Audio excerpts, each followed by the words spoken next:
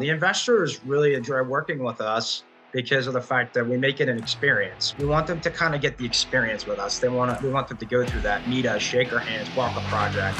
Welcome to the Freedom Point Real Estate Podcast, where we talk about creating more time freedom through passive real estate investing. Passive investing in real estate challenges conventional investment wisdom. We are passionate about learning and sharing resources with others who are ready to transform their investing mindset. Quick disclaimer as always, I am not a CPA, I am not an attorney or a financial advisor. This is not financial advice, not telling you or anyone else what to do. The views and opinions expressed in these podcasts are provided for education and informational purposes only and are not necessarily the views of my employer, ADP. I'm glad you're here. Now let's dig in. So, all right, welcome everybody back to the Freedom Point Real Estate Podcast. Thanks again for joining. I am your host, Jeremy DYER. I have a wonderful guest with me today, John Rubino. John, welcome to the show. Hey, Jeremy, thanks. Great to be here. Looking forward to talking with you and your listeners today. Yeah, absolutely. Likewise. I'll give my listening audience just a little bit of a background on John.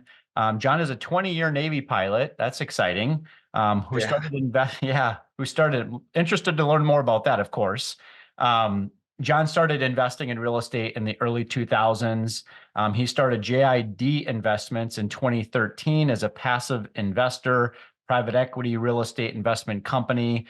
Since 2013, John has invested in 30 development projects with 18 going full cycle and 12 of them still active, which equates to roughly $40 million of total equity invested. John, that's quite a track record. But before we get into, your real estate journey, would absolutely love to learn more about, your journey as a Navy pilot and kind of what that transition, into real estate for you looked like. Yeah, so way back when in '97, after I graduated college in New York, I got selected for aviation in the Navy, and I was grateful to be able to serve 20 years. Top Gun was probably my inspiration. It was probably a reason why a lot of young men and women join the military. But I had a fantastic career, got to travel mainly to Europe, and spent a lot of time there in Europe. I was actually stationed in Naples, Italy for 3 years too with my family, which was fantastic.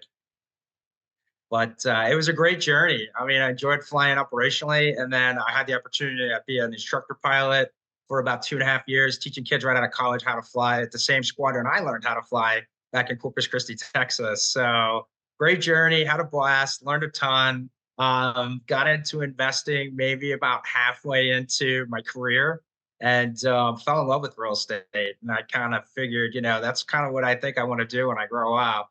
And the Lord's got a great plan for us all. And I'm just grateful that he's allowed me to be able to do this for now my second career. So it goes without saying, but I have to ask the question. Did you have a call sign when you were in the Navy pilot program?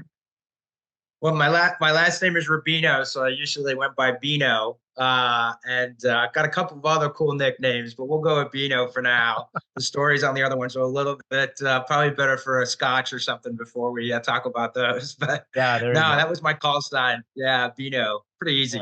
Yeah, exactly. Well, it reminds me of Maverick, but so we're gonna go with Bino for the rest of this episode today. So let's go back. Good. Yeah, let's go back into those early 2000 years. I mean, it just seems like literally it was decades ago at this point, right?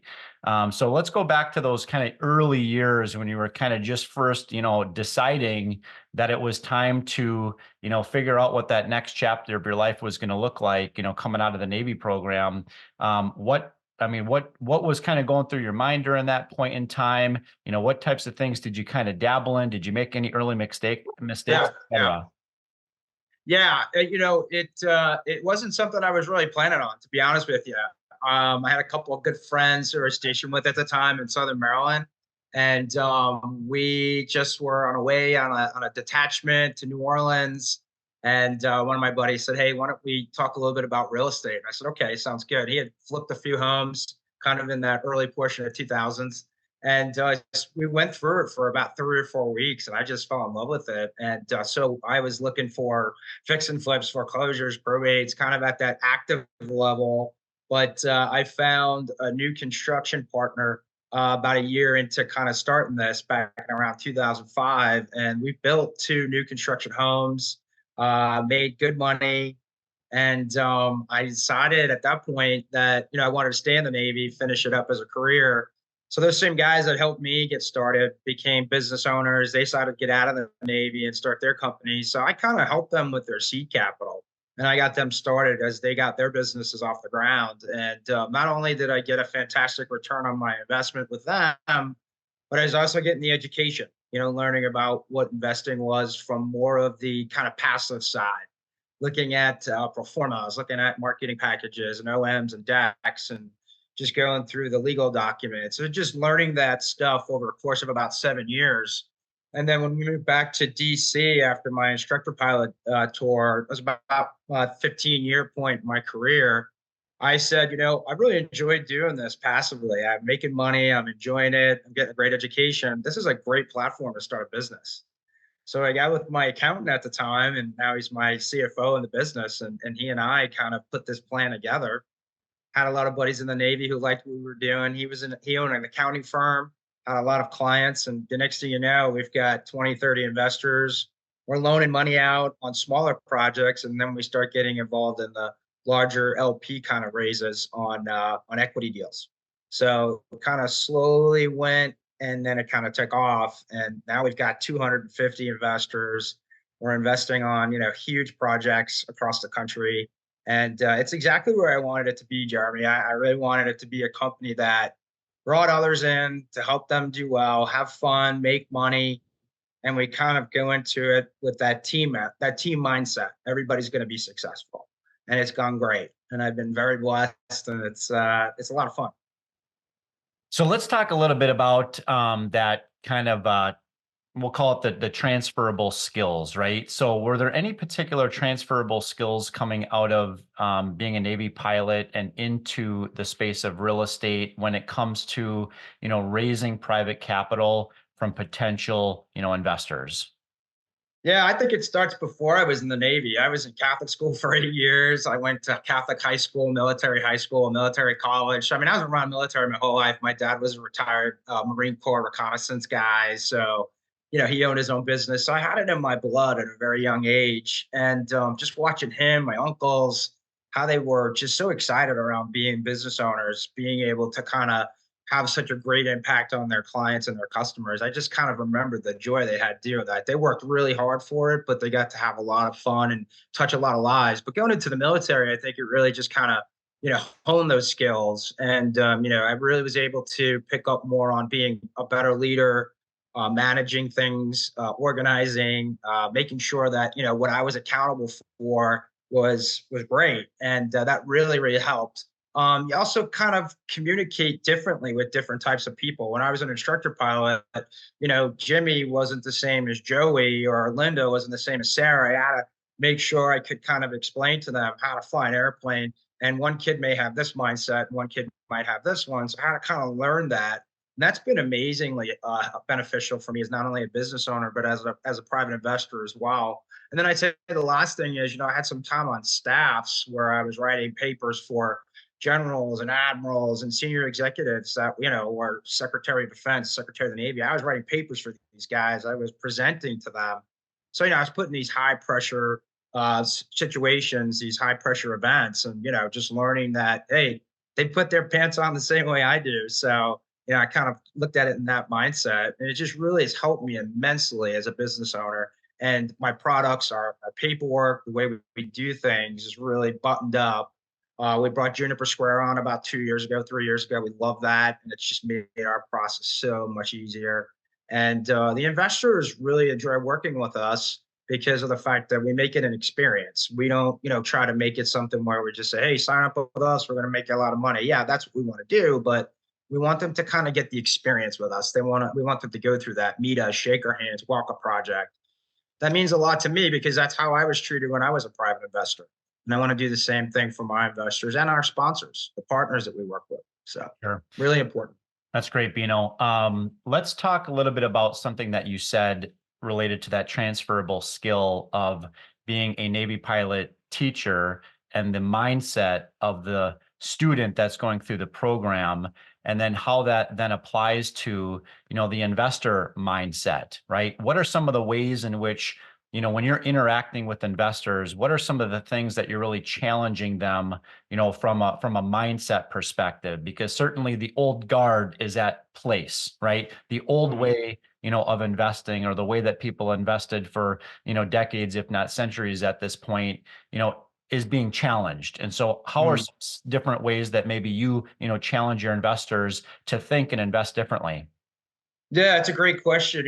Not every investor's on every project with us, so you've got to first make sure you understand that these investors are in different markets, depending on the type of project and the asset class we're in, different type of sponsor, different type of exit strategies. So, kind of like when I was in the military, I had to bring those leaders, those senior leaders that were making major decisions on, where we go, what we do, into my world. And so that's kind of what I've got to do with the investors is that I got to bring them into that part of the world to explain to them, hey, you're in Charlotte, you're in a multifamily project. Here's what we're seeing on the demographics. Here are we seeing with the growth of rents and how things are going. Nationwide, we're getting impacted, but on this specific submarket, this is kind of where we need to bring you into our world. So what we try to do, for instance, when we communicate, is we make sure we're detailed, but at the same time, we get to the point. We want to give them a nice, clean cut, kind of bottom line up front, is which we used to call it in the Navy, the bluff of, hey, here's the executive summary. Here are the 5 to 7 bullets that are really important.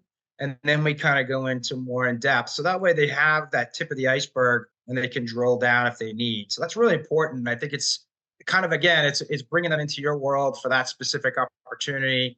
And, investors want to know, hey, how's my investment doing? Are you protecting my money? Are we going to do as well as you say? And if we're not, or if there's changes, what's going on there? And how can you kind of, share with me and being transparent and explaining it to me, what's happened there that's changed? Sure. With respect to the development projects that you guys have gone full cycle on, and those that you're currently active under management, what is kind of the overarching, business plan? Is it a development project where you're looking to buy some dirt and throw up some sticks and lease it up, and kind of that build to rent, type of a play, or what's kind of the overall strategy for GID? Yeah, and that's the cool part about one of the cool parts I love about the business is that, it's like you're like a project manager or program manager. You look at a project and you say in the earliest stages of this project, it's just raw dirt, non-entitled, non-zoned. And then it's, most mature or when it's ready to disposition, it's a fully stabilized 300 unit apartment complex.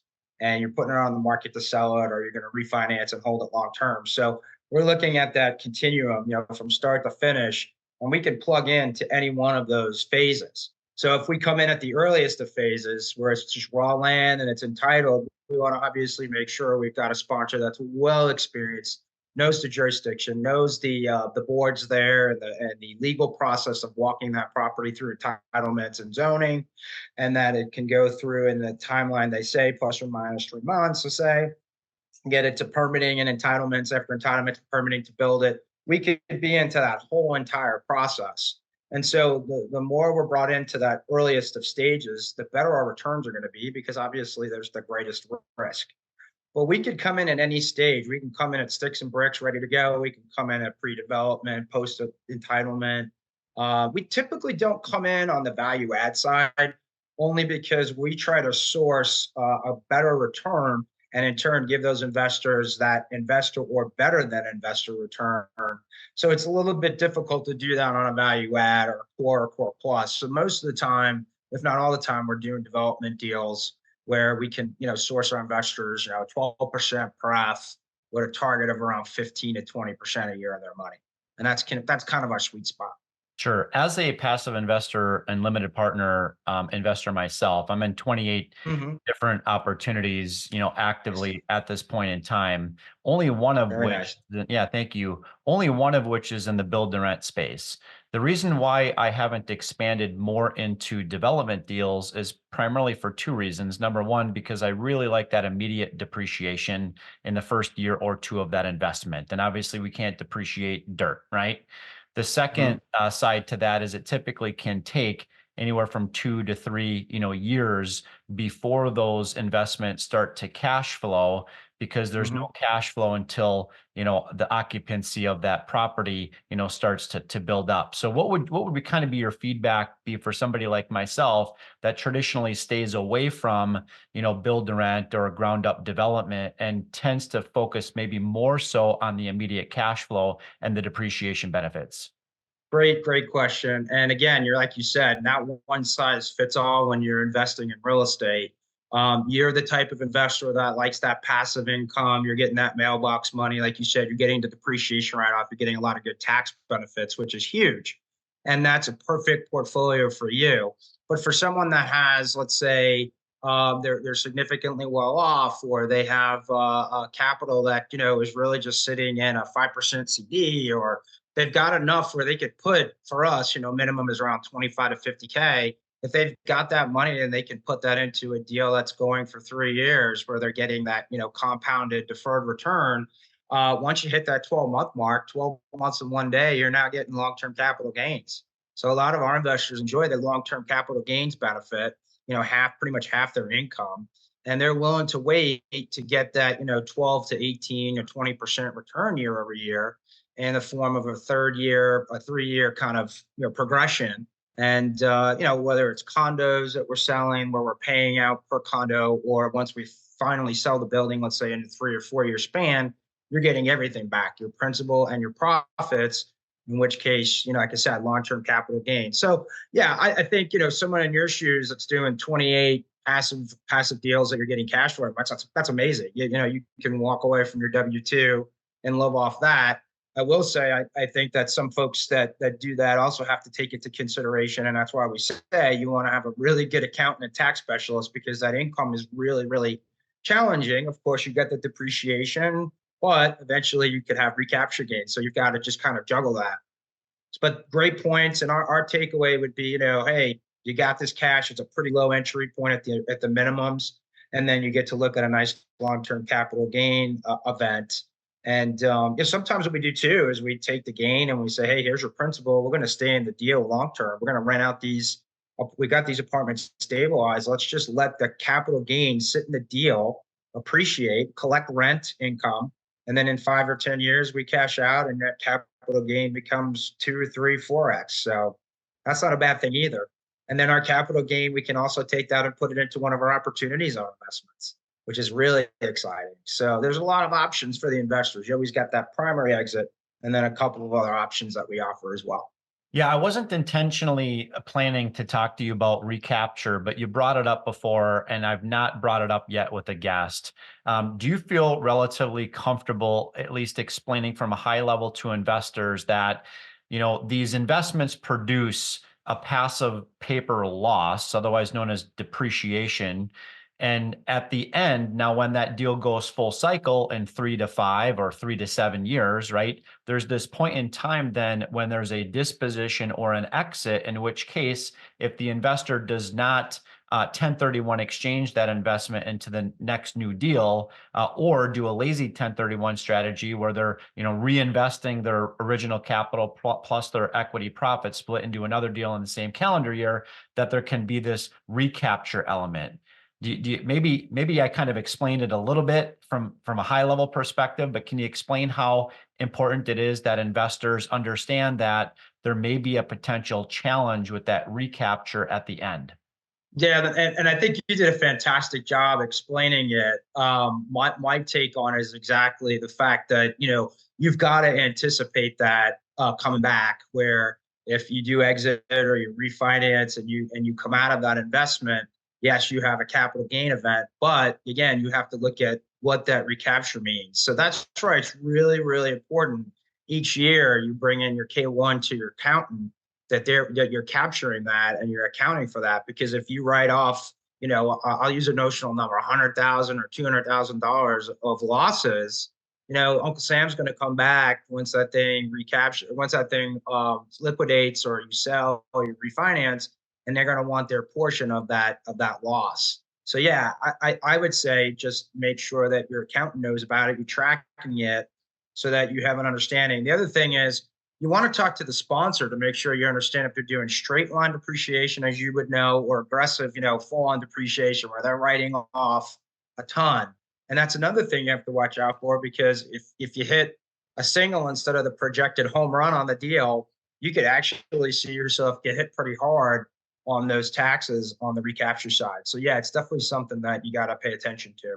Yeah, and certainly both Bino and Jeremy would recommend that people connect with their personal CPAs, accountants, because we're not tax professionals or tax Yeah. advisors.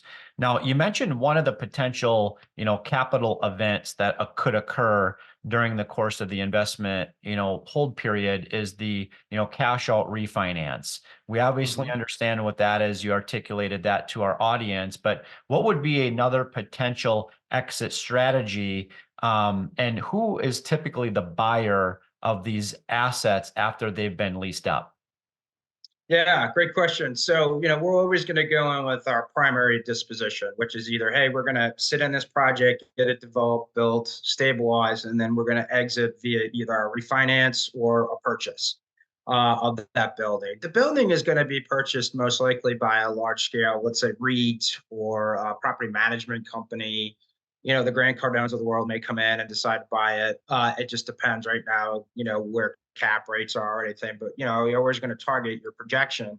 But yeah, if that's the disposition to sell it, most of the time we're doing projects that range from about 25 to $100 million of total cost.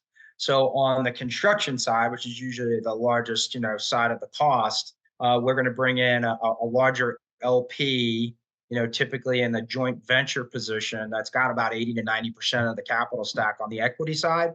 And so they'll be like a fund, a private equity fund, a pension fund, and they'll run that project with the debt and the GP side all the way through. So if you're going to refinance out, let's say the construction debt, and you're going to refinance the large scale LP to kind of hold it long term, that's a nice play because, like I said, we could come into a scenario where if we refinance those two out and we get that money back to the investors, gets everybody out their money, their profits according to the waterfall, our investors could have the option to stay in if we want to stay in, and we get another LP that comes in for the long term with the debt. Now we could stay in for long term, which then presents a really nice opportunity where if you get all your principal back, now you're making 100% return on your money. So that's really exciting. And so, yeah, that's kind of a long answer to a short question. But we always have it as an option. We're never going to say to our investors, hey, it's been year 2 of 3, and now we're going to stay in long. No, it's an option. We discuss that. We make sure we have unanimous consent, or we bring in other investors to recap out investors who are in that initial phase. Yeah, I trust that the way that you guys structure deals, that there's a true alignment of interest, between the general partner sponsor team and the limited partner investors. Let's talk a little bit more about these 18 deals that have gone full cycle. Can you Yeah. give my listening audience an example of one that was a home run and one that didn't quite end up and turn out the way that you had hoped? Yeah, I would say the home run. Well, let's start with the call it a bunt foul strikeout. We were doing smaller deals at the time. Thank goodness. When we started out, always been a big fan of crawl, walk, run. It's probably our third deal. We were doing. We were basically like a hard money lender, but we were doing private money. We were bringing in about 70 to 80%, and the borrowers were bringing about 10 or 20%. Well, I had a guy that I knew. We did a few deals with. It went real well, and it was kind of about an hour and a half away from where I lived. And he totally fabricated, the OM and the comps, and it was a disaster. And the lesson I learned there is to make sure that you take what the sponsor or the borrower gives you, and you really bounce it off hard with the market to make sure that everything aligns. And you're riding high when you have 2 or 3 good deals with someone, and then the fourth one they get by you, and you really get burnt. So we had to take ownership of it. We had to do a warranty deed. I'd have to go out there every other weekend, get contractors to finish it. Our company put up an extra 50 to 100K to fix it up. So it was a hard lesson to learn. But the good news is we made money on it, even though that we had all those challenges. The lesson I learned was, make sure you cross your T's and you dot your I's, because they come back to bite you. The home run was our second development deal. We brought in about $750,000 as part of a smaller LP.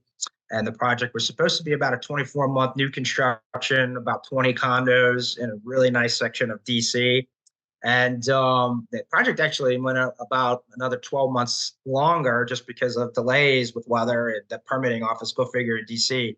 But we were projecting, I think it was a total of maybe about a 50% return. And it actually was like a 75% return over 3 years. So our investors made more money, even though they had to stand for an extra year. But it was a fantastic project. And if I could just replicate that and do another 20 or 30 of those, I'd be really happy.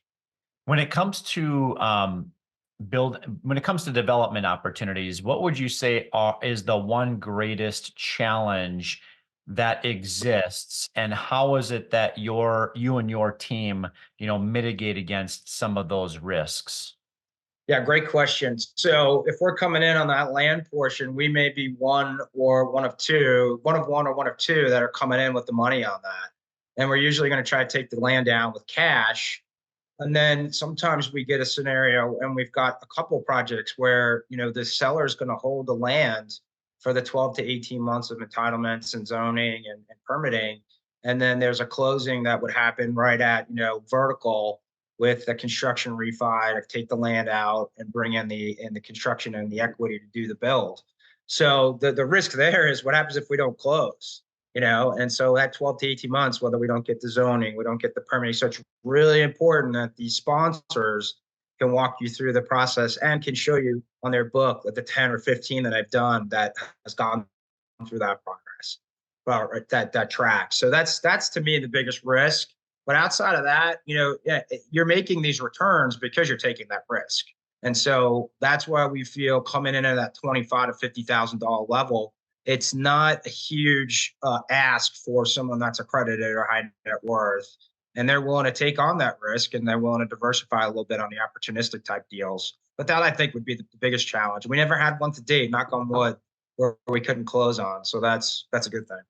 Great. What would you, I want to speak specifically to that new investor, maybe the person that's listening to this episode that's never invested into real estate before, either on the active side or on the passive side, kind of based on your extensive experience, what advice would you give to somebody that's just starting out? Yeah, and that's a good question. I mean, I provide some training and coaching, and a lot of times, folks want to get into it as a hobby or they want to just kind of do it on the side. I think first off, you've got to find your team, right? Putting the right people around you. Do you have a good accountant? Do you have a good business attorney? Or do you have people in your family you can go to get some counsel or some help? That's, to me, the most important thing, is putting the right people around you, educating yourself, reading the right books, listening to the right podcasts, making sure that you've got what you need. There's so much information right now. It's almost overload. Pick something you like and go with that. And then once you do that, I then say, start learning about the different sponsors in your market. What do you like about them? Why is everybody talking about that group? Interview them, talk to them, talk to some of their investors, see why they're such a great, group to work with, or if there's any red flags that you find, that could be something right there that turns you away. So just get that experience, start getting into looking at performas and decks. There's so much stuff out there you could pull up. So a lot of it is education. A lot of it is just kind of walking through a few deals. The other thing I would say too is if you got a sponsor that's willing to allow you to become an intern with them for a few months, ride their coattails. Say, hey, could I just come out and watch what you're doing as a developer, as a sponsor? How do you do this? How do you put the teams together? I would recommend that hands down, because that always works out well. For that limited partner investor that doesn't have any appetite or desire to get into actively managing real estate or just get in the game from an active perspective, they want to continue to crush their W-2 and, become the best version of themselves in the corporate world. Would there be a particular book or podcast recommendation that you might make to that person that's kind of, they've got a blank sheet of paper in front of them and they want to fill it up with some education? Yeah, there's a lot of good private investment clubs out there. Some of the folks I talk to who are LPs, there's a 506 club that's really, really good that's out there you could find. I've heard of a group called Left Field Investors. I'm not trying to solicit or advertise for them, but I hear they're really good. There's ways you can partner up and talk to different LPs to get some information, which is great.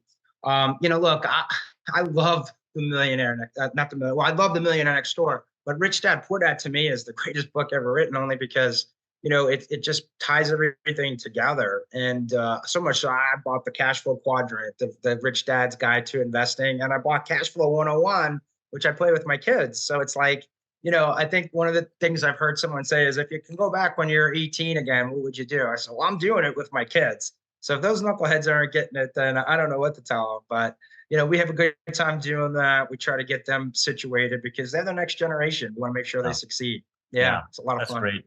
Yeah, and good call out to Left Field Investors. Jim Pfeiffer was actually on our podcast, episode 46, I believe. So for people that want to go back into the archives and listen to that episode again.